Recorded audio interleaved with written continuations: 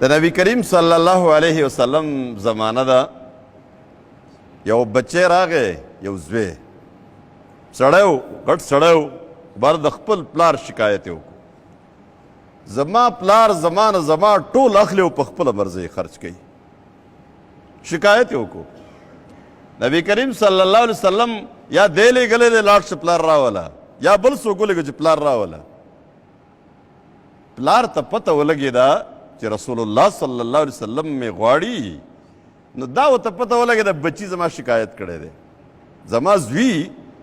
رسول الله ته شکایت او بیا شکایت رسول الله ته کړی دی صلی الله علیه وسلم. ډېر زیات دردمن شو، خفه شو. خو د رسول الله حکم دی نو را روان دی او په دې لاره باندې په خپل زړه کې دننه پټ پټ اشعار وایي. د دې عربو مزاج کې دننه شاعري ننوتې وه. فوراً به شروع وکړه او لویه قصیده به یې وویله. نو دا پلار را روان دی سپینګیری او په زړه کې اشعار وایي. اشعار لګیا رسوي وي، خو داسې عجیب عجیب اشعار او پوره قصیده یې ویلې ده. دی وایي د خپل بچي د دې شکایت په وجه باندې چې بچي شکایت کړی دی او د خپل ټول بچپن د بچي رایات کو په زړه کې دا ټول ورته مخې ته پروت دی. نو د دې درد نه ډک اشعار ویلی دي. وایي غزوتک مولودا ومنتک یافعا تعل بما اجنی علیک وتنهل اذا لیلة ضافتک بالسقم لم ابت لسقمك الا ساهرا اتململ كأني انا المتروك دونك بالذي طرقت به دوني فعيناي تهمل تخاف الردى نفسي عليك وإنها لتعلم إن الموت وقت مؤجل فلما بلغت السن والغاية التي إليها مدى ما فيك كنت أؤمل جعلت جزائي غلظة وفظاظة كأنك أنت المنعم المتفضل فليتك لو لم ترع حق أبوتي فعلت كما الجار المجاور يفعل فأوليتني حق الجوار ولم تكن بمال دون مالك ولم تكن علي بمال دون مالك تبخل. دا ډېره پر مغز او پر معنا او پر درد قصیده په زړه کې دننه وویله. دی وایي چې وړوکی وې هم غذا ما درکوله، چې وړوکی وې مولود وي نوی پیدا شوې او چې کله ځوان شویم زما مال دې خوړو او چې کله کومه شپه به ته ناجوړه شوې نو ما ستا د ناجوړتیا په وجه باندې ټوله شپه په کروټونو په ډډو اړولو کې تېره کړې وه، خوب نه راتلو او داسې به ښکارېده لکه دا ستا بیماري ما ته لګېدلې ده او ته چې څومره دردمن یې تا ته نه دی، دا درد ما ته دی او زما زړه به یېرېده چې ته مړ نه شي اگر چې زما یقین و چې د مرګ وخت مقرر دی.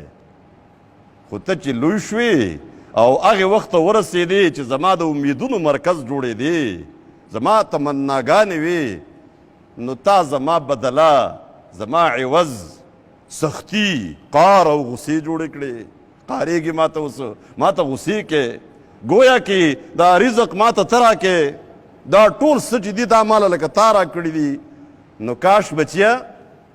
که زما د پلاروالی حق دې نه ادا کوو نو د یو ښه ګاونډي غوندې حق خو به دې ادا کړی و که نه. او تا ماله د ګاونډي حق را کړی وی او زما په مال دې زما سره بخل نه کولی. دا قصیده زړه کې ویله را روان دی را ورسې. جبریل راغی د ده د را رسېدو نه مخکې او رسول الله صلی الله علیه وسلم ته وایي د دې پلار دا خبره م واوره، د دې زوی خبره مسله م حل که، خو د دې پلار نه هغه خبرې هغه اشعار واوره چې کوم یې په زړه کې ویلي دي، د ده غوږونو لا نه دي اورېدلي. نبی کریم صلی الله علیه وسلم دې تپوس وکړو دا ستا بچی شکایت کوي ستا نه، هغه وی یا رسول الله زما دغه مال دی د ده په تروریانو یې خرج کوم یا زما خویندې دي یا د د مور خویندې دي یا یې په ده خرج کوم یا په خپل ځان دین علاوه خو ما نه دی خرج کړی رسول الله صلی الله علیه وسلم ته فرمایله پرېږده دا وشو دا ټیک ده هغه خبرې وکړه هغه اشعار ووایه کوم چې د په لاره ویلي دي وی یا رسول الله هغه اشعار خو زما غوږونو ملا نه دي اورېدلي वो मेरे कानों ने भी नहीं सुना अभी तक دا تا ته چا خبر در کو وی ما ته جبریل ویلی دي هغه وی یا رسول الله زمون یقینا مسلسل زیاتیږي پتا باندې او بیا اشعار شروع کړه دا اشعار واورول رسول الله صلی الله علیه وسلم اوریدل او سترګو مبارک نو اوښکې روانې وي دا چې هغه په کم درد باندې ویلي و که نه هغه په خپله وی د الله پیغمبر وجړل د سترګو نه اوښکې روانې دي او چې څنګه ده دا خپله قصیده ختمه کړه رسول الله صلی الله علیه وسلم د دې بچي دا ګریوان دې ځای کې چې کوم ځای کې جامې یو ځای شوي که نه دا ګریوان دا داسې کلک راونیو داسې جټکه وله ورکړه او ورته وی ځه انت و مالک لابیکا ته او ستا مال ټول ستا د پلار دی په دې معنا چې پلار کلم مطالبه کوي نو ته به خپل مال هم ورکې دا خو د هغه خپل مال دی په دې کې ستا څه کار دی په د پلار په ژوند کې د پلار په مال کې د بچي هېڅ برخه نشته دی مالک هغه دی د هغه خپلې ذمهدارۍ په خپل ځای لیکن د بچي دپاره بچی ټول د پلار کسب دی دا دی د اسلام د حقوقو د ذمهدارو تعین دا د اسلام د حقوقو نظام